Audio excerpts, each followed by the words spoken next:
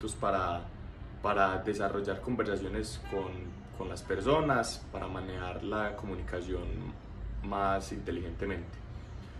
Bueno, yo era una persona, por ejemplo, que cuando estaba en el colegio era un poco tímido, me daba miedo el exponer, lo que se denomina pues como glosofobia, me iba a exponer como en público. Entonces yo utilizaba en ese entonces tips que creía que eran correctos, pero que hoy en día me doy cuenta de que solamente me hacen ver un menos profesional, más tímido, con menos seguridad.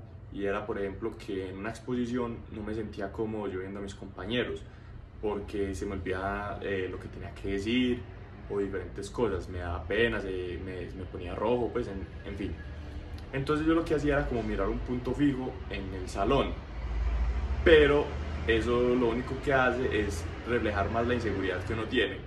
Entonces uno tiene que estar como un poco más suelto en las exposiciones y desarrollarse más con el público que uno tiene, darse cuenta que esas personas están igual que uno aprendiendo. Entonces yo cuando ya entré a la universidad pues me di cuenta de que tenía que tomar otros tips, por decirlo de alguna manera, para seguir en las exposiciones, porque pues en la universidad uno le va prácticamente de exposición en exposición. Entonces, como uno en la universidad conoce tantas personas, se relaciona tanto, uno empieza a botar como esa pena, esa timidez. Hoy en día yo me considero que pocas cosas me dan pena porque me volví muy suelto para hablar.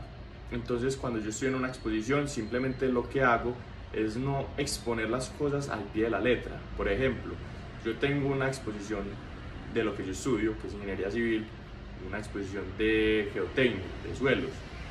Yo no voy, explico y leo las cosas y digo las cosas como las leí. Yo primero me interiorizo el tema, lo leo bien a profundidad y doy ejemplos en mi exposición. Lo explico como a mí me gustaría que me lo explicase. Por ejemplo, cuando uno está en una clase y el profesor lee y lee diapositivas, uno no se siente cómodo, uno busca que le den ejemplos más aplicados a la vida para uno poder entender los temas más afín. Algo que pues también sufría y que muchos hemos sufrido es la glosofobia, que como lo decía antes, es el miedo a hablar en público. Eso es un miedo que por lo general la gran mayoría de personas tienen porque nosotros no nos sentimos cómodos en algo que no estamos acostumbrados a vivir. Y el hablar en público no es algo que se aplique todos los días. Entonces, por eso la gran mayoría de personas creo que sufren de este miedo.